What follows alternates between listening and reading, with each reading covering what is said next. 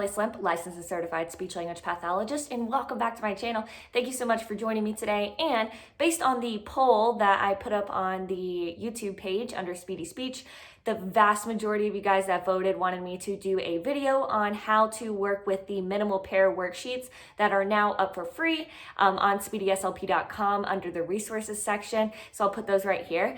And so the two different minimal pair worksheets that we have up, and we're also working on more free resources for you guys. So I will let you know whenever those are up, or continue to check back at speedyslp.com. Find us on Instagram at Speedy Speech. That's where I like to post a lot of updates. And of course, you're welcome to like our Facebook page. Also more updates and resources go up on that. And that is Speedy Speech Path, and that is on Facebook. Okay, so here we go. So we have two different minimal pair worksheets. And so here is the first one. It's the T and D sound.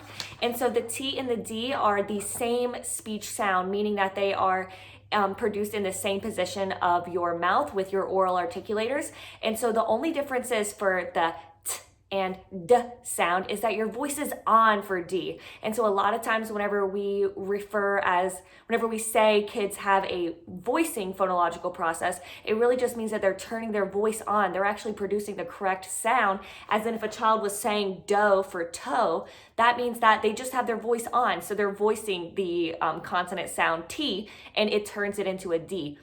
So there are 26 alphabet letters and there are 44 speech sounds. And so that's why I always recommend looking up words whenever you're going to target words with your child, making sure that they are coming from a speech therapist list. And that's why I provided these for you right here.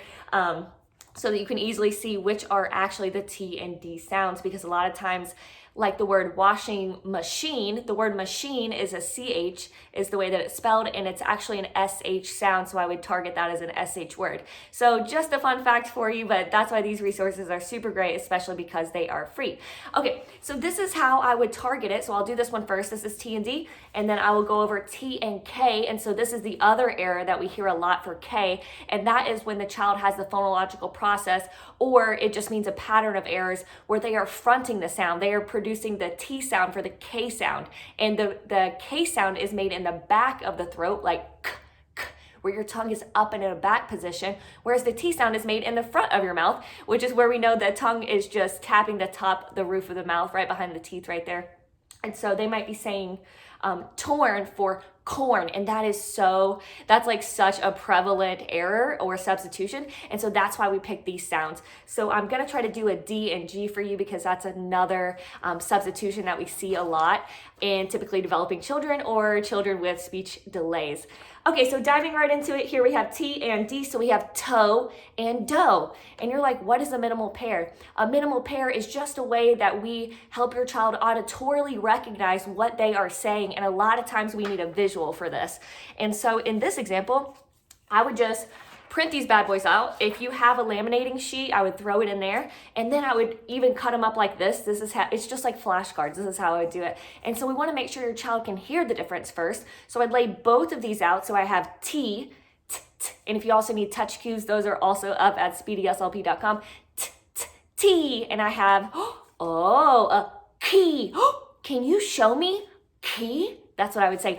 Touch key, and you're keeping the words very, very minimal here. You're just giving a one-step instruction, and you're modeling with the touch cue if you want to. Touch key, and a lot of times they will touch key, and then you'll say key, and they'll say T, and you'll say, oh, no, you said T. We want key, and you're showing them, and it's modeling, you're modeling the example, and you're drawing attention to the word that they're actually saying. And that is why these minimal pairs with these visuals that were drawn by my very best friend, Jess Sedgley, so thank you for drawing these for me. And that is why this is so important, that we show them the difference. There is a visual difference, and that is why a lot of times kiddos get upset, because we can't understand what they're saying, and that's because they're saying other words. So in this example, they would be saying T for key, and you say, oh, did you mean key? Oh, show me key. Good job. Now you say key. Ready? K-E, key, just like that. And you can use those visuals. You're drawing attention to it.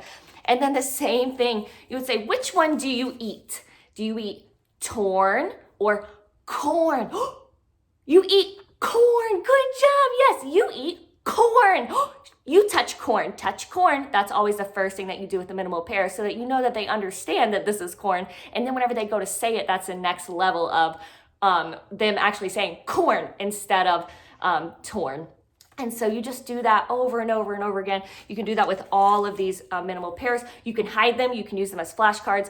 Whenever I'm doing minimal pair flashcards with a child, especially at home, I like to get like their favorite thing. And so it needs to be super quick, short, fun thing. So maybe do a tunnel, get out a tunnel, involve that gross motor skills, and amp up those sensory integration activities like Play-Doh or sand or kinetic sand. Get something fun. And then you can just incorporate it in there. You could make a ball with Play-Doh and then put it on the key. And then you're incorporating fun, play therapy, as well as working on these speech sounds at your house. Or you could put them up on your feet and have them say key. And that's actually a great opportunity to work on eye contact, joint attention, and then also you could have them crawl through the tunnel and get the key, and then bring it back and put it on the refrigerator, and then say, key. Oh, okay, now let's go get tea. Where's the tea? And then have them crawl through the tunnel, get the tea, and then run it back and put it on the refrigerator. Now we're targeting multi-step instructions. I love being able to incorporate both speech and language skills for all of our toddlers who are still developing all of these skills. And so I hope that this was beneficial for you. And then also you're just going to do the same thing for the T sound and the D sound right there. So the k, like that is you're picking your chin up, and then the D sound, you're just gonna turn your little voice on.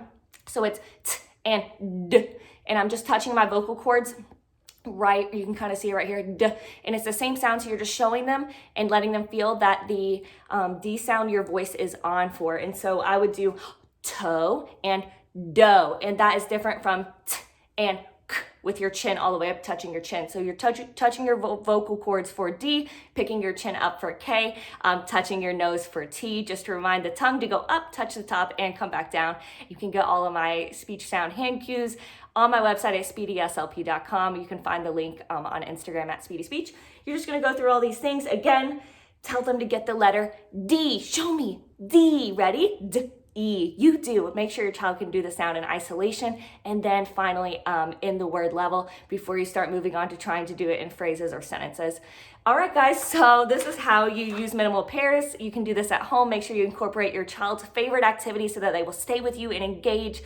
Start amping up those motor skills if your child is getting tired of sitting at the table. And then also make sure to like us on Instagram and sign up for our exclusive email list where you get exclusive content emailed once a month directly to your email from me. It's just stuff that PDFs that I create for you guys, for those of you who sign up for the email list.